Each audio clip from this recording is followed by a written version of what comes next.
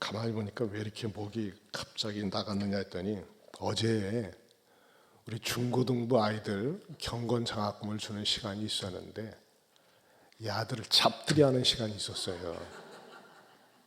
뭐 때문에 잡들이 하게 됐냐면은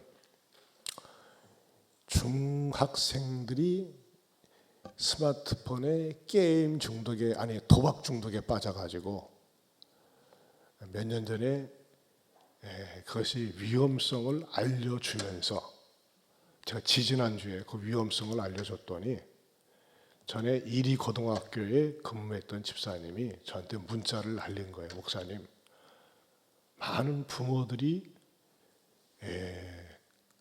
관가하고 있는데 외면하고 있는데 너무너무 중요하고 심각한 주제를 다루어줘서 감사합니다 하면서 그 문자를 보내줬어요 저한테. 그래서 내가 이제 띄웠죠. 어떤 일이 있었느냐, 이리 고등학교, 여러분 이리 고등학교가 명문고입니다. 거기는 다니는 고3짜리 아이가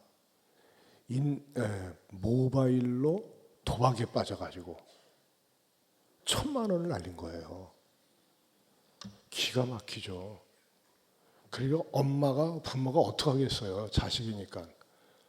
그것을 말하자면 대줬죠. 빚을 지니까는.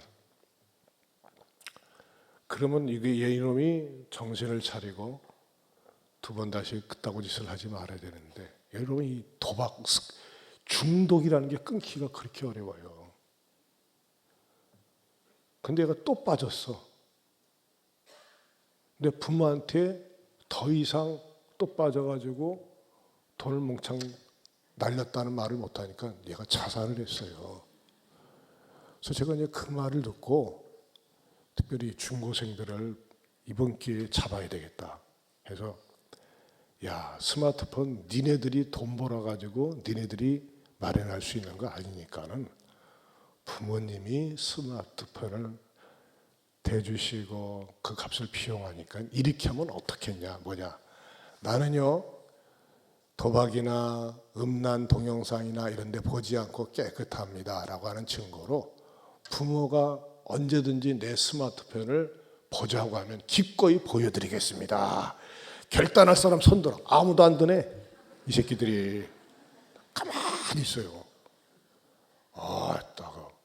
그래서 내가 저 사생활을 공개했어요. 나는야, 내 아내하고 저하고는요, 스마트폰 언제든지 서로 갖다 봐도 우리는 뭐 잠그는 것도 없어요. 여기도 그러죠? 예, 잠그는 거 없어요. 잠그는 거. 김 집사님도 그러지? 예.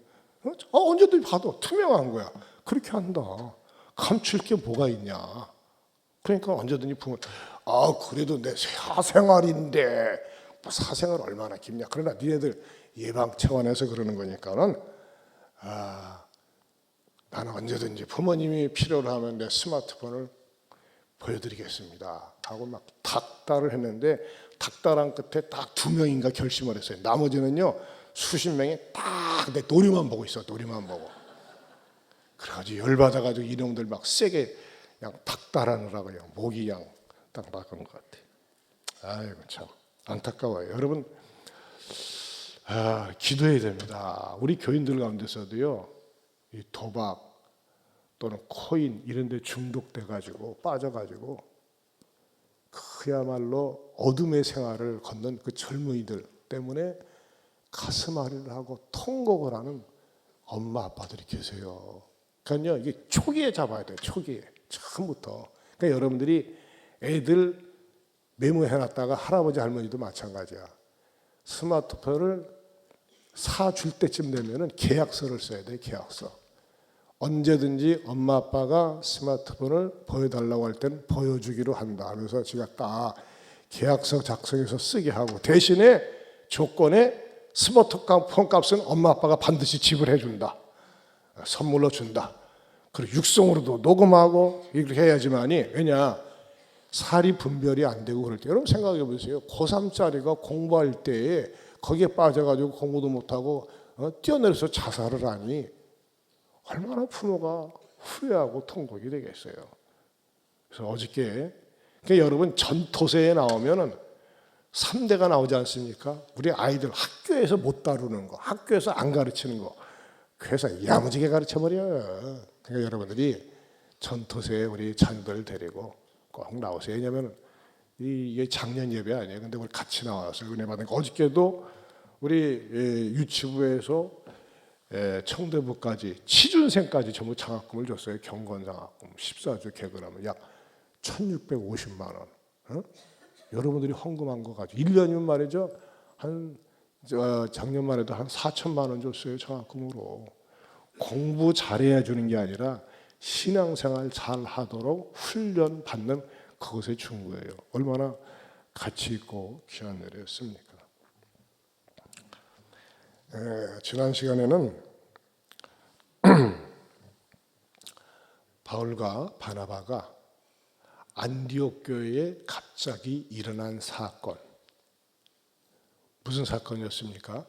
바울과 바나바가 교회 성도들에게 오직 예수 그리스도를 통해서만 구원받을 수 있다고 하는 진리를 가르치고 훈련해 왔었는데 뜬금없이 나타난 유대인들이 아니야, 그건 모르는 소리야. 모세의 법대로 할례를 받아야지만이 구원을 받을 수 있다라고 하는 엉뚱깽뚱한 소리를 하니까는 바울과 바나바가 그야말로 막 엄청나게 싸울 것처럼 논쟁을 벌이면서 일이 난리가 난 거예요. 그때 안디옥 교인들이 와, 우리 바울과 바나바 사도가 저렇게 화를 내고 저런 모습 처음 보는데 저 새로운 저 친구들 잘못했다 하면서 바울과 바나바 편을 들어야 되는데 저게 일리가 있는 것 같네 하면서 말이죠. 바울과 바나바로 하여금 교회의 뿌리인 예루살렘 교회에 가서 답을 얻어오라고 숙제를 주는 거예요. 그때 바울과 바나바가는 자기네들이 키우고 세운 교회인데 워낙 자존심이 상하지만은 그들은 그 억하심정을 누르고 변함없이 어떻게 했다고 그랬어요? 베니게와 사마리아에 걸쳐서 하나님께서 어떻게 행하신 일을 계속 나누면서 마침내 어디에 도달합니까? 예루살렘 교회에 도달합니다. 근데 여러분, 지금 현재 있는 시리아 이 전쟁에 지금 이게 막 저기 시리아에 누가 들어가 있습니다. 헤즈볼라, 하마스 세력이 들어가 있어가지고 지금 뭐 세계 5차 대전이 일어나느니 마느니 막 그러고 있지 않습니까? 거기서 예루살렘까지의 거리는 약 480km입니다. 그 많은 거리를 걸어서 예루살렘 교회에 당도하게 됩니다. 그때 예루살렘 교회는 어떻게 맞이합니까? 4절 말씀을 한 목소리를 크게 읽겠습니다. 같이 읽겠습니다. 예루살렘에 이르러 교회와 사도와 장로들에게 영접을 받고 하나님이 자기들과 함께 계셔 행하신 모든 일을 말하매. 자, 여기 보면요. 교회와 사도와 장로들에게 무엇을 받고? 영접을 받고 그랬어요. 거기다 동그라미 치세요. 영접을 받고. 여기에서 설교 제목이 나왔습니다. 오늘 설교 제목이 뭡니까? 영접하고 영접받으라.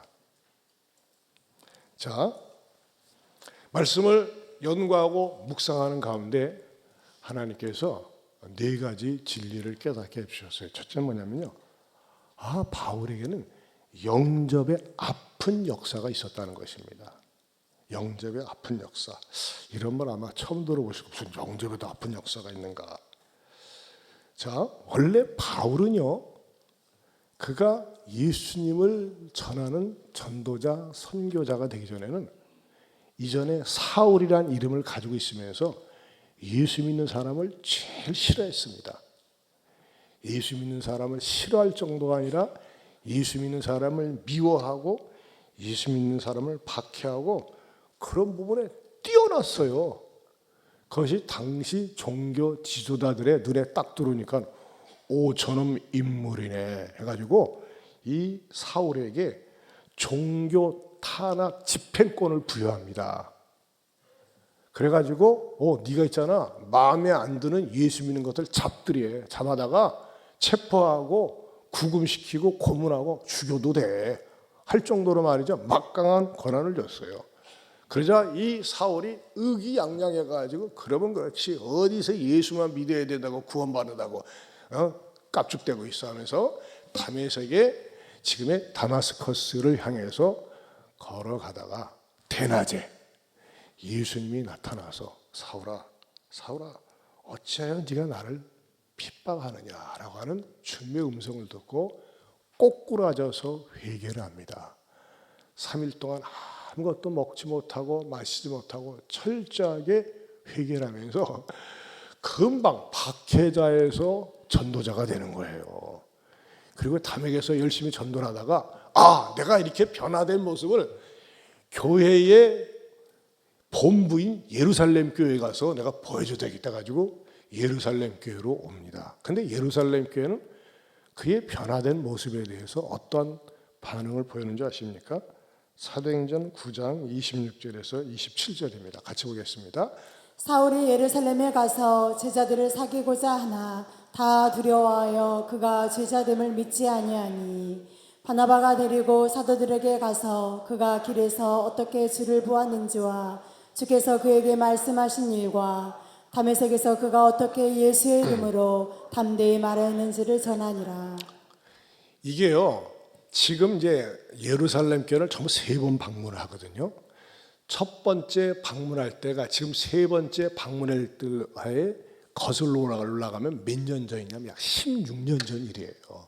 16년 전에 사울에서 바울로 회심하고 나서 내가 이렇게 변화됐어요. 할렐루야, 놀렐루야, 내가 달라졌어요. 라고 딱 예루살렘 교회 가는데 저 새끼 저 간첩하냐 저거. 저 위장으로 저 침입한 거 아니야 하면서 사람들이 다 두려워해서 어울리려고 하지 않았다는 겁니다. 한마디로 영접받지를 못했어요. 환영받지를 못했다는 것입니다. 왜? 사람들이 반신반의하면서 각각이 하기엔 먼 당신 왜? 믿을 수 없어. 그렇게 순간적으로 변화됐다고 오래 갈 수 있을 것 같아 하면서 말이죠. 다 그 사울에 대해서 조심스럽게 대하지 가까이 하지는 않았다는 것입니다. 그러나 그럼에도 불구하고 이 사울은 바울이 되어서 은혜 받고 변화받은 모습을 가지고 어디로 갑니까? 다시 그의 고향 다소에 가서 10년 동안 치과 생활을 하다가 바나바의 인도를 받아서 안디옥 교회에 와서 공동 목회를 합니다. 열심히 공동 목회를 하고 있는데 소식이 들리는 거예요. 예루살렘 교회에 큰 재난이 임했다고. 당시 유대 지역의 예루살렘 지역에 대흉년이 임했습니다. 그래서 사람들이 먹고 살 양식이 없고 너무너무 가난에 굶주린다고. 그러니까 우리 교회가 마치 우크라이나를 위해서 헌금을 해서 빵값을 보내는 것처럼 안디옥 교회에서 십시일반으로 헌금을 해가지고 구제금을 가지고 두 번째 예루살렘 교회를 방문합니다. 그 현장이 어디에 나오느냐? 11장 29절에서 30절입니다. 12장 25절 같이 읽어보겠습니다. 시작.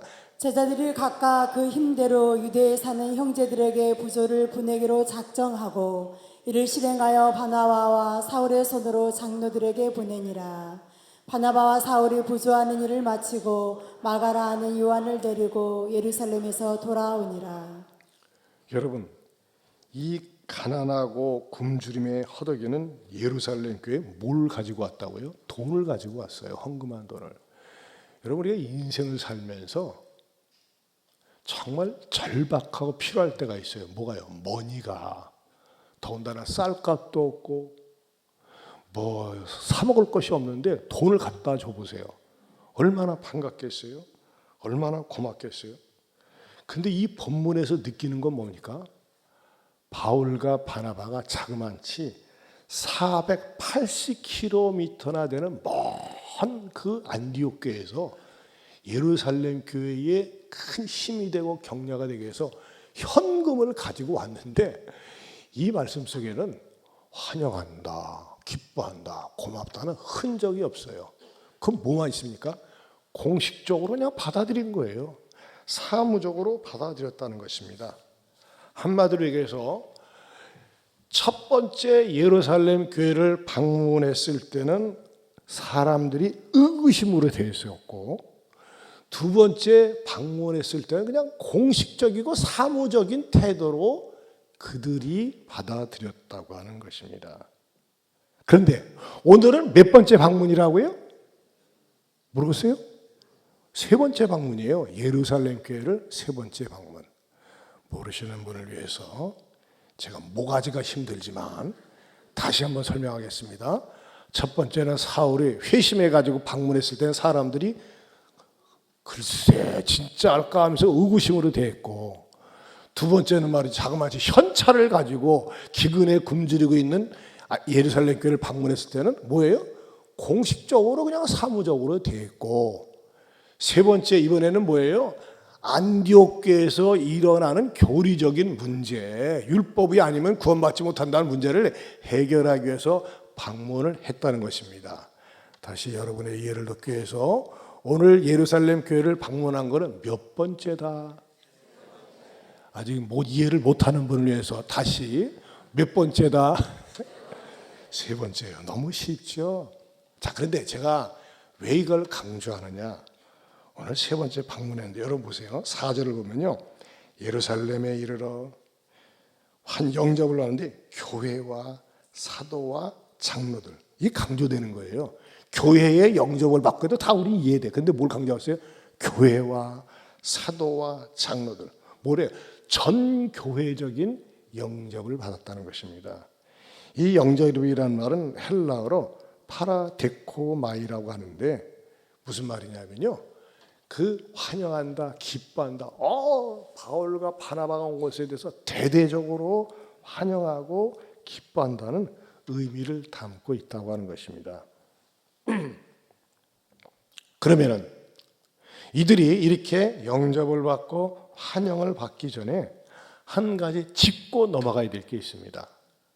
왜 그러면은 바울이 완전히 새로운 사람이 돼가지고 박해자가 해서 전도자가 됐는데 왜 시큰둥하고 사무적으로 돼 있을까요? 그것은 무엇을 바울 자신도 알고 있었냐면요, 두 번째로 심음의 법칙을 발견할 수 있다는 것입니다. 심음의 법칙. 무슨 말이냐면요, 뿌린 대로 거둔다는 것입니다.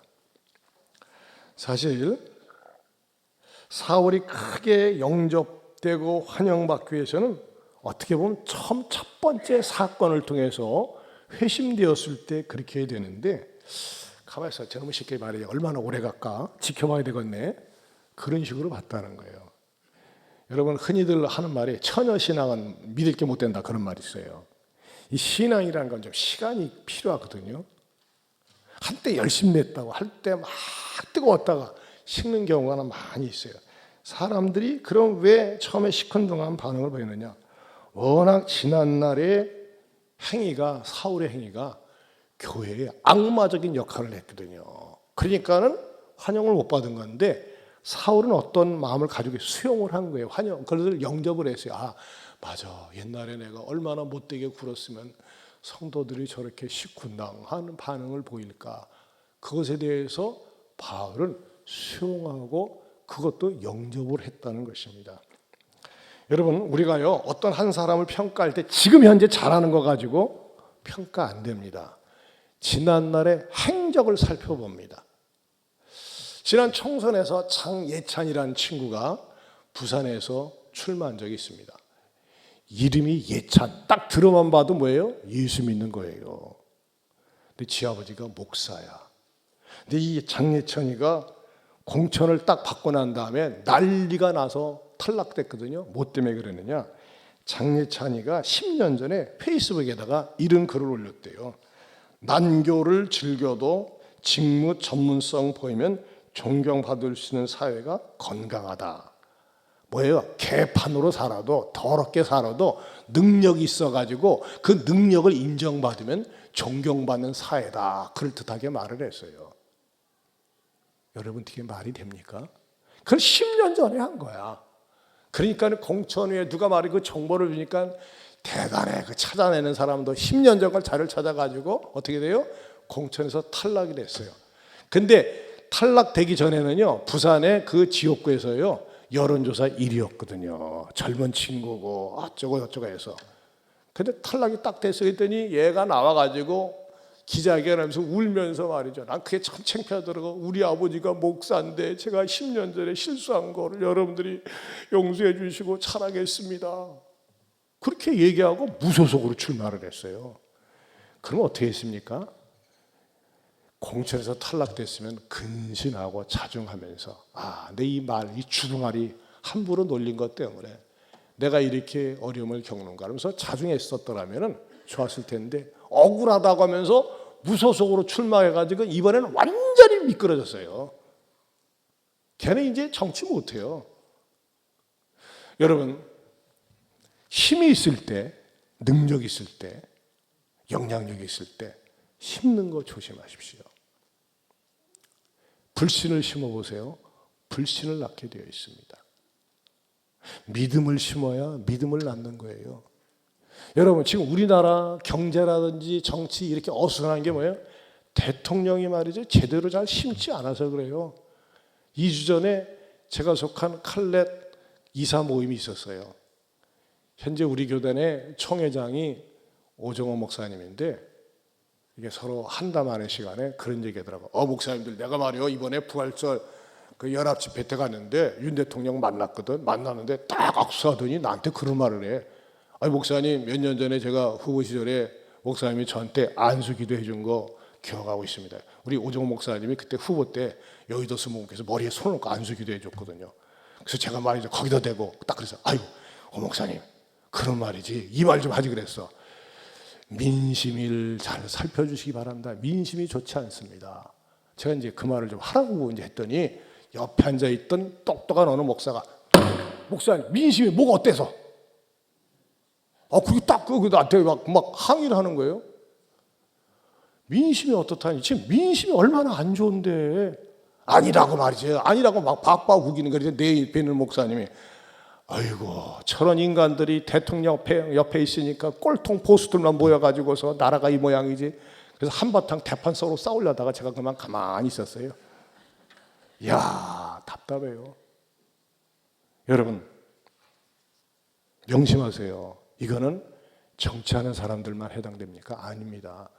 우리의 삶도 나에게 건강과 물질과 힘이 주어졌을 때, 여력이 주어졌을 때 말 함부로 하고 행동 함부로 하고 교만하고 남 무시하고 남 경멸해 보세요.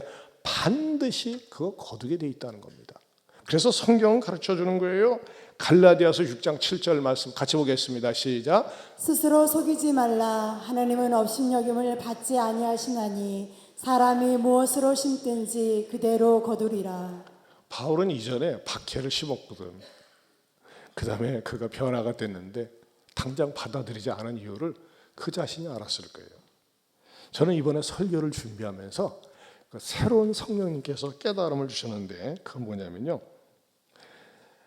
애굽왕 바로가 꿈을 꾸고 나서 이 꿈이 뭐야 너무 복잡하다 했을 적에 누구도 해석을 하지 못했을 때 감옥에 있는 요셉을 발견해서 요셉을 차출해 가지고서 요셉을 통해서 꿈을 명쾌하게 해석을 합니다. 그러면서 바로왕이 뭐라고 합니까?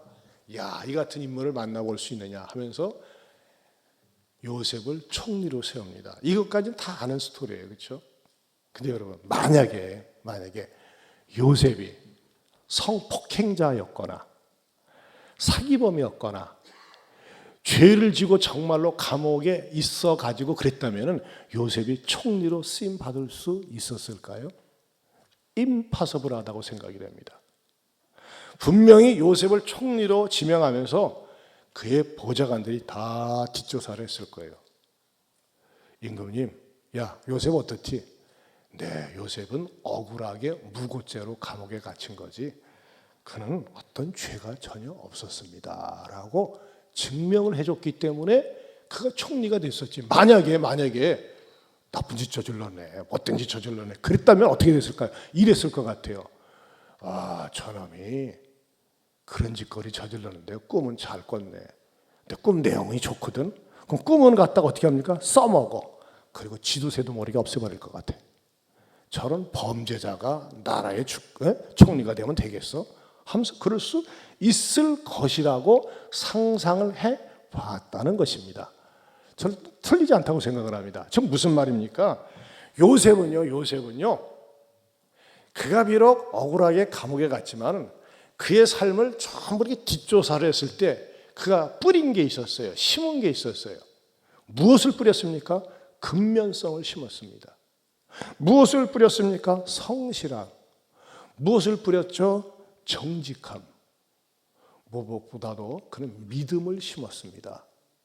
그렇기 때문에 환경은 그에게 불리하고 억울했지만 그가 가지고 있는 무용의 아름다운 자산들을 계속해서 근면과 성실과 정직과 믿음과 순결함을 심었기 때문에 나중에 총리라고 하는 열매를 거둘 수 있었다는 것입니다. 그러면서도 바울도 실족할 수 있었어요. 내가 이렇게 변화되는데 나를 몰라줘. 하지만은 바울은 지금 당장 사람들이 나를 알아주지 않는다고 할지라도 그것 때문에 실망하거나 낙심하지 않고 하나님을 바라보면서 묵묵히 꾸준히 자기에게 주어진 맡은 사명을 잘 감당하면서 마지막 막판에 가서 세 번째 방문에서는 대영접을 받고 환영을 받았다는 것입니다. 여러분 가운데 서운한 분이 있을 수 있어요. 내가 변화되는데 새로워졌는데 왜 옛날 내 과거를 얘기하는가 하면서 들먹거리면서 여러분을 힘들게 할 수도 있어요. 하지만 여러분 그것 때문에 좌절하거나 주저하지 말라는 것입니다. 사람을 의지하지 말라는 것입니다. 무엇을 의지해야 될까요? 예레미야 17장 5절 7절 말씀 다시 한번 보겠습니다. 같이 봅니다. 여호와께서 이와 같이 말씀하시니라. 무릇 사람을 믿으며 육신으로 그의 힘을 삼고 마음이 여호와에게서 떠난 그 사람은 저주를 받을 것이라. 그러나 무릇 여호와를 의지하며 여호와를 의뢰하는 그 사람은 복을 받을 것이라. 여러분 몇 번 말씀드렸지만 사람을 믿지 않고 어떻게 삽니까? 그래 여기서 믿지 말라는 건 뭐예요? 너무 믿지 말라는 거예요. 너무 절대적으로 믿지 마세요. 여러분의 남편을, 여러분의 아내를, 심지어는 자식을 마치 하나님처럼 믿지 말라는 거예요. 여러분 우리말 가운데 그런 말이 있어요. 당신 없이는 못 살아. 삽니다. 그건 위험한 말입니다. 그럼 당신 없이 못 살면 당신 죽으면 나 따라 죽을까요? 아니에요. 우리는 말이죠. 어떤 신앙을 가져야 됩니까? 우리가 절대적으로 신뢰할 분은 하나님이시고 절대적으로 해야 될 건 뭔가 내 남편이나 아내나 자식이나 부모는 사랑의 대상이라는 겁니다. 절대 신뢰의 대상이 아니에요. 여러분 자녀들에게 절대적으로 믿어보세요. 내 노후를 책임져 줄 거야. 나를 책임져. 웃기는 소리예요. 절대 그런 일 없어요. 언제든지 배신할 수 있는 게 사람이에요. 떠날 수 있는 게 사람이에요. 너무 사람 믿지 마세요. 그러나 사람은 연약한 존재이기 때문에 사랑의 대상이다. 항상 이런 마음을 가지고 있으면요 상처받지 않습니다. 그러나 어떤 마음을 가져야 됩니까? 내가 절대적으로 신뢰해야 될 분은 우리 하나님밖에 없다라고 고백하고 믿을 수 있기를 축원합니다. 세 번째로는요, 영접이 거부됐으나 영접해 주시는 주님을 발견할 수 있다는 것입니다. 영접이란 단어와 아울러서 이걸 성령님이 깨닫게 해주시더라고요. 여러분 예수님은 누구십니까? 만왕의 왕으로 오셨어요. King of Kings, Lord of Lords, 만유의 주로 오셨어요. 예수님이 이 땅에 오셔서 세상을 다스리면서 자신의 권세를 펼치고 권력을 행사하면서 대우받으려고 오시지 않으셨어요. 예수님은 오히려 자신의 권세를 내려놓고 우리를 위해서 십자가에 죽기까지 복종하시고 우리를 구원하러 오셨어요. 그런데도 불구하고 세상은 어떻게 되어 있어요? 요한복음 1장 10절을 보겠습니다. 같이 봅니다. 예수가 세상에 계셨으며 세상은 그로 말미암아 지은 바 되었을 때 세상이 그를 알지 못하였고 자기 땅에 오매 자기 백성이 영접하지 아니하였으나. 보세요. 예수님이 세상의 주인이세요. 세상에 계셨고 세상 그로 말미암아 지은 바 되는데 예수님을 사람들이 거부하고 영접하지 아니했다는 것입니다. 그럼 예수님도 뿔 따고 나가지고 이것들 나를 진짜 몰라보네 이것들하고 정말 빠져줄 거 아니네 하면서 예수님도 계속 세상을 거부했을 수도 있는데 예수님은 그렇지 않았어요. 예수님은 시간이 날 때마다 기회가 있을 때마다 병든 자를 고쳐주시고 천국에 대해서 모르는 사람들에게 천국의 비밀을 가르쳐 주시고 더 나아가서 우리 인간에게 주신 최고 최상의 축복이 뭡니까? 누구든지 예수님을 영접하는 자에게 주시는 놀라운 축복을 주셨으니 그게 뭡니까? 요한복음 1장 12절입니다. 같이 읽어보겠습니다. 영접하는 자 곧 그 이름을 믿는 자들에게는 하나님의 자녀가 되는 권세를 주셨으니. 여러분, 영접한다는 말이 무슨 말입니까? 환영한다는 말입니다. 여러분들이 석가모니 부처님을 환영합니까? 그럼 불자가 되는 거예요. 근데 여러분들이 아닙니다. 나는 석가모니를 환영하거나 영접하지 않고 예수님을 환영하고 예수님을 영접합니다. 예수님만 나의 구세주요 나의 하나님 되십니다. 믿고 고백하고 따르십니까? 아멘입니까? 왜 저쪽에 5명은 안 하네? 다시 여러분은 여러분의 마음속으로 또 입술로 예수님만이 나의 유일한 구세주요 하나님이심을 믿습니까? 다시 한번 질문하겠습니다. 온 인류 가운데서 나를 죄로부터 유일하게 구원해 주실 자는 누구십니까? 아따 서운하네. 나 목소리가 아파가지고서 소리도 그냥 크게도 못하는데 어지간히도 저기 말이야 왜 죽는 목소리를 하네. 다시 여러분은 중요해요. 우리를 유일하게 하나님의 자녀가 되는 권세를 주시는 분은 누구십니까? 예수 그리스도. 진작에 마이크 해도 되고 그냥 그렇게 크게 하지. 고맙습니다. 그렇습니다, 여러분. 여러분, 예수 그리스도를 영접하는 사람에게는 하나님의 자녀가 되는 권세를 주셨어요. 이 얼마나 영광스럽고 감사한지. 이 찬송가 가운데 모시어 드리세라는 찬양이 있어요. 534장 우리 1절 4절만 한번 같이 부르겠습니다. 1절 4절.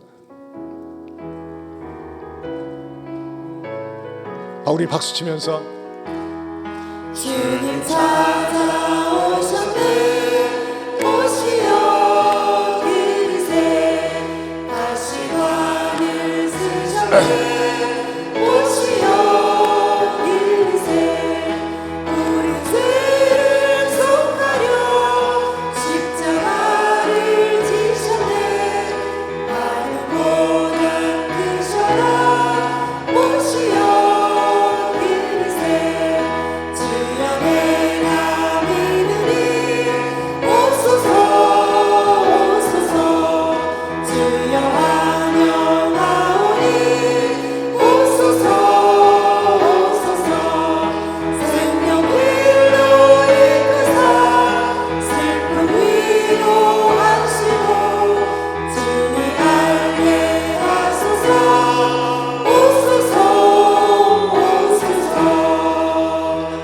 스크린에다가 주여 환영이 아니라 영접하오니로 바꿨는데 그렇게 영접으로 다시 한번 불러주세요. 4절만 시작. 주여 내가 믿으리 오소서 오소서 주여 영접하오니 오소서 오소서 생명길로 이끄사 슬픔 위로하시고 주님 알게 하소서 오소서 오소서. 네 번째는요, 영접하는 삶을 살 때 영광이 주어진다는 겁니다. 영접하는 삶. 여러분의 삶을 영접하는 삶을 사세요. 바울은 예루살렘 교인들이 영접하기 전에 2번이나 방문했었지만은 처음에는 경계의 눈빛으로 봤어요. 왜 이렇게 나를 몰라주지? 내가 바뀌었는데. 그는 낙심하지 않았어요. 두 번째는 큰 물질을 가지고 방문했는데도 불구하고 그냥 사무적으로 됐습니다.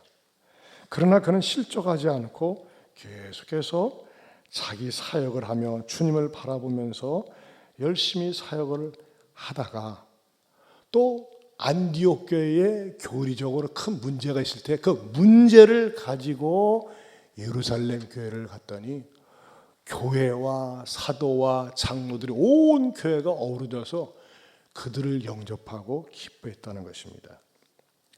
저는 이런 말씀을 들을 때 항상 이 말씀이 오늘 우리들하고 무슨 관계가 있을까 이런 생각을 합니다. 어떻게 적용이 되어질까? 여러분 의외로 이런 분들이 있어요. 나는 믿음으로 열심히 사는데 나는 왜 이렇게 일이 안 풀리지? 내가 하나님을 찾으며 사는데 나는 왜 이렇게 계속 어려운 일들이 있지? 이런 분들이 있어요. 저는 이런 분들에게 말씀드리고 싶어요. 여러분들이 열심히 믿음으로 사는데도 불구하고 일이 안 풀려도 여러분의 환경을 영접하면서 사세요. 환영하면서 사세요. 받아들이면서 사시길 바랍니다. 그럴 때 말이죠. 끄트머리가 된다니까요. 반드시 선한 일이 기다리고 있어요. 수용적인 태도를 살 때 하나님은 반드시 복을 주십니다. 특별히 젊은 사람들 잘 들어보세요. 제가 2020년에 호남 포럼이라고 전라북도에서 목회를 잘하는 목사님들과 정기적인 그 모임이 있는데 그 전주에서 목회하시는 동원교회 서정순 목사님이 계시는데 아주 감동적인 얘기를 하더라고. 그래서 말이죠. 너무나 감동을 받아서 목사님 다시 얘기해봐. 다시 얘기해봐. 내가 메모 좀 하게. 그래가지고서 내용을 적었습니다. 그 교회 안에 한 젊은이가 있었습니다. 아빠는 믿음이 없대요. 근데 어머니는 신실한 권사님이고 그 젊은이도 어려서부터 교회에서 늘 충성을 하고 모든 일에 봉사를 하고 훈련을 받고 어디에 가든지 어떤 곳에 가든지 반드시 본교에 와서 주를 성수하고 용돈을 받아도 11조를 하고 항상 얼마나 목사님의 마음에 쏙 든지 몰랐답니다. 근데 이 젊은이가 이게 뭐 자기가 하는 공부를 할 때 이게 뭐 시원하게 안 됐어요. 전주대학교를 다니다가 1학년 중퇴를 했습니다. 그리고 에라 군대나 가야 되겠다 하면서 일찍 군대를 갔다 왔어요. 근데 여러분 대학 생활도 마음에 들지 않고 내가 앞으로 뭐 해서 먹고 살지 하다가 공무원 8급 검찰 사무직 공무원의 시험에 응시를 했습니다. 그리고 합격을 했어요. 그러나 이 친구는 변함없이 늘 인사하고 늘 밝고 늘 긍정적이고 늘 자기의 삶을 영접하는 자세로 교회에서나 바깥에서나 열심히 살았습니다. 그러다가 우리 그 서 목사님한테 갑자기 찾아오더니 목사님 저 사랑하는 처녀가 생겼는데 자기를 너무 좋아한다는 거예요. 내가 좋아하는 것보다 더 좋아한대. 그래서 결혼을 하려고 한대요. 누군데? 검찰청 직원이라는 거예요. 그래 잘 됐네. 근데 검찰청에서 뭐 하는데? 현지 검사라는 거예요. 여러분 8급하고 검사하고는 수준이 레벨이 맞지 않습니다. 더더군다나 충격은 그 검사는요 나이가 자기보다 5살이 많대. 여러분 나는 놀랄 줄 모르네. 근데 더 큰 문제가 있어요. 교회는 안 다닌대. 그런데 자기하고 결혼하고 싶다는 거야. 근데 더 큰 문제는 뭐냐? 목사님이 이런 우리 사회를 주례해 줄 수 있냐는 거예요. 그래서 목사님이 이 젊은이에게 그랬어요. 어려서부터 키웠기 때문에. 야, 예수 믿지 않은 처녀하고 결혼하면 아무리 조건이 좋아도 고난이 허벌나게 기다리고 있다. 너 목사님을 신뢰하지 사랑하지 목사님이 네 결혼을 반대한다면 결혼 안 할 수 있겠냐? 이 두 사람은 지금 끈끈한 관계인데 그랬더니 이 친구가 곰곰이 생각하더니 네 목사님이 결혼 추례를 제 여친이 안 한다, 안 믿기 때문에 안 한다고 하면 제가 결혼을 안 하겠습니다 그러더래요. 요즘 것들은요 목사님 주례 필요 없어요. 우리끼리 알아서 할 거예요. 그런 것들이 많아요. 잘났다고. 이야, 근데 이 친구는 뭐예요? 목사님이 결혼을 반대하면은 결혼 안 하겠습니다. 이게 감동이 된 거예요, 목사님이. 그래? 그럼 나 좀 만나자. 그래서 그 처녀가 수원지검에서 근무하는데 찾아왔어요. 그래서 목사님이 처음부터 아주 단도리를 하는 거예요. 자매, 우리 친구 김진영인데 이 친구 좋아? 이제 결혼하고 싶어? 예. 근데 예수 믿어야 돼. 믿죠 뭐. 아니야. 새가족반부터 훈련받고 그렇게 신앙생활을 시작해야 돼. 그때 말이죠. 수원에서부터 전주까지 내려와서 새가족 교육을 받고 주일마다 나오는 거예요. 여러분, 근데 말이죠. 역시 뒷조사를 또 해봤어요. 했더니요. 이 처녀는 탁월한 교수요, 수재요. 이화여자대학교 법대를 다니다가 2학년 때 사시에 패스했어요. 대학 졸업하고도 어려운데 2학년 때 사법고시에 패스했어요. 그리고 현재 검사 생활한 지가 10년 되는 거야. 여러분, 집안에서 난리가 났습니다. 안 그렇겠어요? 야, 네가 눈알이 삐었냐, 등신이냐, 학벌이 너하고 맞냐, 나이가 너하고 같냐, 얼마나 조건이 안 맞습니까? 근데 뭐예요? 엄마, 아빠, 그런 말씀 하지 마세요. 내가 알고 있는 우리 진영 씨는요, 진짜 남자다워요. 세상적인 조건은 없어요. 맞아요. 이제 뭐 8급 공무원이에요. 하지만 성실해요. 진실돼요. 신실해요. 술, 담배 안 하죠. 대화가 소통이 돼요. 하면서 말이죠. 장점을, 무형의 자산을 가지고 칭찬을 하는 거예요. 야, 그래도 그렇지. 야, 너는 말이지. 얼마나 주변에 남자들이 널려 있는데 말이야. 사자, 의사, 뭐 변호사, 판사 주변에 있는데 네가 그럴 수 있는? 아니에요. 그런 외적인 조건 가지고 행복하지 않은 거 잘 알고 있잖아요. 나는요, 비록 저보다 나이가 어리지만 저렇게 반듯하고 인사 잘하고 예의가 있고 매너가 있는, 제가 계속 지켜봤어요. 제 밑에 있기 때문에, 내가 상관이기 때문에 지켜봤는데 항상 관계가 좋고 말을 해도 생각이 있고 너무너무 마음에 드는 거예요. 거기에 그것 때문에 수락을 했죠. 여러분, 세상적으로 내세울 것도 없는 이 젊은이가 결혼을 마침내 우리 목사님이, 서목사님이 경찰청에 들어가서 결혼을 한 겁니다. 이게 언제예요? 2020년이에요. 세월이 흘러 4년이 됩니다. 나는 궁금해 죽겠어요. 이것들이 제대로 잘 살까? 워낙 신분 차이가 있고 학력 차이가 있고. 그래서 제가 목사님한테 설교를 준비하다가 떠올라가지고, 근데 2020년도에 이 친구에 대한 설교한 거 그때 기억나실 거예요. 그 문자를 딱 보냈어요. 어떻게 보세요. 뭘 이렇게 보냈어. 집사님 좀 읽어봐라. 목소리 때문에. 정신 차리고. 서 목사님, 몇 년 전에 감동을 주었던 청년 김땡땡과 왜냐하면 이 실명을 공개하기는 어렵잖아요. 현직 공무원이니까. 검사인 김땡땡은 결혼 후에도 신앙생활 잘하고 있나요? 갑자기 궁금해서요. 그랬더니 이렇게 답변이 왔어요. 예, 지금은 딸을 낳아 작년 성탄절에 유아 세례도 받았습니다. 그리고 현재 전주지법 판사로 김땡땡 자매가 근무하고 있습니다. 기억해 주셔서 고맙습니다. 역시 형님 목사님 다읍습니다. 아까 2부 때는 감동스러워서 박수 치던데. 저는요, 중요한 사건은 메모를 해요. 근데 검사 생활 10년을 하면은 판사가 될 수 있는 자격이 주어진대요. 그래서 신랑 근처로 오고 싶어서 지원해서 지금 판사로 있어요. 그래서 야, 그럼 지금은 뭐냐 했더니 이제 아기 낳고 유아휴직을 하고 있다고 그러더라고요. 여러분, 저는 정말 감동을 받았어요. 감동적인 스토리 아닙니까? 우리 이 젊은 청년은, 남자 청년은 나이가 5살도 어리고 뭐 학력도 딸리고 집안도 내세울 것 없고, 잘못하면 여자랑 쓰면요 주눅들게 생겼어요. 그런데 뭐예요? 우리 목사님이 칭찬해요. 세상적인 조건 내세울 것 없지만은 믿음이 있고 성품이 좋고 그리고 항상 서번트십을 가지고 살려고 하니까 아마 어떤 처녀라도 좋아했을 것이라고. 그래서 그 처녀가 그 검사가 진짜 남자 잘 만난 거지. 아니면 보세요, 서로 실력이 비슷비슷해요. 에? 전에 내가 알고 있는 어떤 부부는요, 서울대학을 나왔어. 둘 부부가 서울대학을 나왔어.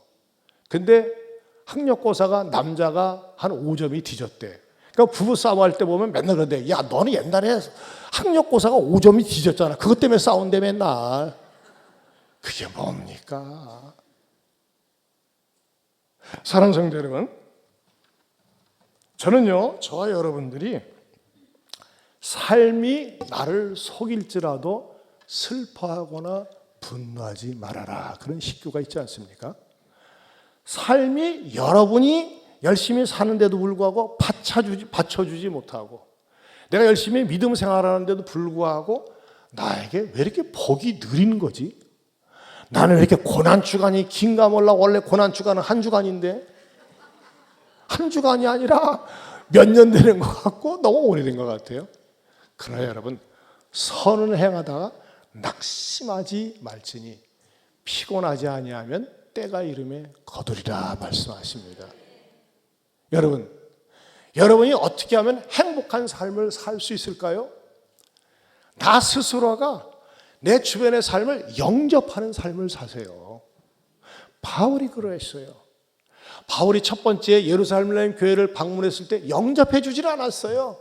다 수상한 눈으로, 회의적인 눈으로 봤지만 그것 때문에 바울은 좌절하지 않았어요. 두 번째 방문했을 때도 아니 그 480km를 걸어 가지고 돈을 가지고 갖다 줬는데도 잘했군, 그냥 돈만 받고 마는 거예요. 그런데도 불구하고 바울은 낙심하지 않았어요. 그러면서 본질에 충실하면서 사람을 바라보지 않고 사람을 기대지 않고 하나님을 바라보면서, 오늘 마침내 다음 시간에 다루겠습니다만 초대교회의 가장 어려운 문제를 해결하고 교회 틀을 세우는데 초석을 깔아놓는 계기가 되는 사건을 마련한 게 바울이었다는 것입니다. 여러분, 제가 말씀드리고 싶은 게 이거예요. 적용하고 싶어요. 때로는 인생을 살면서 낙심하고 좌절하고 시리에 빠지게 하는 일들이 많이 있어요. 그럼에도 불구하고 하나님 말씀 붙들고 하나님 의지하면서 영접하고 영접받는 삶을 살 수 있기를 주님의 이름으로 축원합니다. 하나님 아버지, 감사합니다. 우리의 삶을 우리가 돌아볼 때에 주님, 무엇보다도 의를 심게 하여 주시옵소서. 믿음을 심게 하여 주시옵소서. 힘이 있다고, 돈이 있다고, 능력이 있다고 함부로 말하고 함부로 행동하지 말게 해주시고, 그럴수록 겸손을 심고 순종을 심고 믿음을 심어서 좋은 열매 맺게 하여 주시옵소서. 내 주변이 나를 받아주지 않아도 변함없이 내가 주님을 믿는 하나님의 아들, 딸이기 때문에 영접하는 삶의 주인공 되게 하여 주옵소서. 예수님 이름으로 기도하옵나이다. 아멘. 할렐루야. 제가 이렇게 3부까지 이 목소리 가지고 설교를 할 수 있게 돼서 하나님 감사합니다. 참 제가 이렇게 연약합니다. 불쌍히 여겨주셔서 우리 다 같이 일어서셔서 538장 부르겠습니다.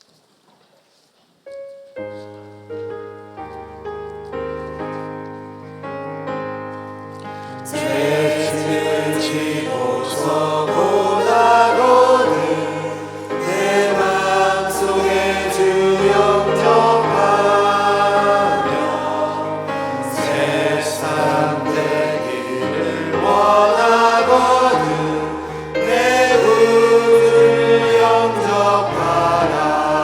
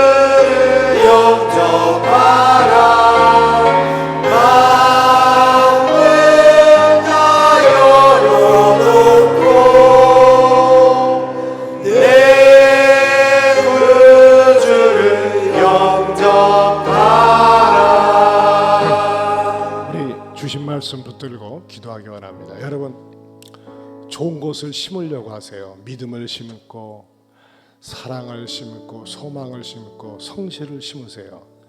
심은 대로 거둡니다. 우리 자녀들이 의롭고 선한 것 심게 하여 주옵소서. 여러분, 여러분의 삶이 녹록지 않고 내가 행한 것만큼 받아주지 않아도 낙심하지 말고 영접하는 삶을 사세요.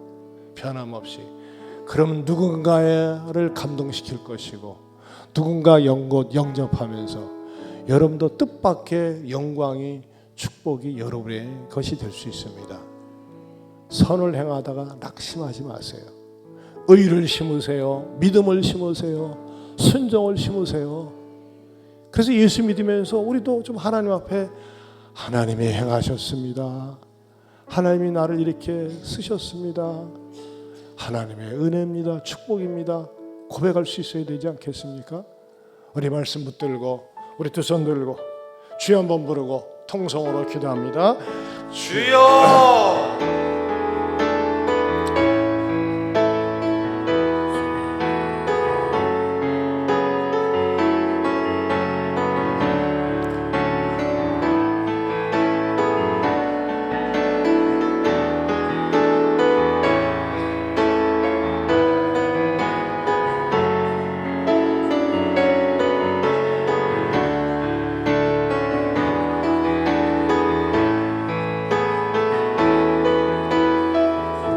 하나님 아버지, 저희들이 핑계대거나 게으름 피지 말고 꼭 주일 성수하는 것을 심게 하여 주시옵소서.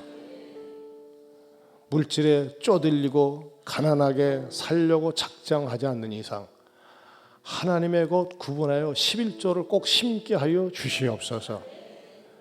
예배를 심고 순종을 심고 믿음을 심으면서 내 주변의 상황을 영접하고 받아들이는 자세로 살면서 나도 세상 사람들이 깜짝 놀란 만큼 영접받고 축복의 주인공이 되는 인생이 내가 되고 우리의 자녀들이 되고 우리의 가족이 되게 하여 주옵소서. 이제는 우리 주 예수 그리스도의 은혜와 하나님 아버지의 변함이 없는 사랑과 성령님의 감화 감동 교통하심의 은혜가 영접받고 영접하는 인생의 주인공이 되어보겠노라고 다짐하는 모든 성도들 위해 영원토록 함께 있을지어다. 아멘.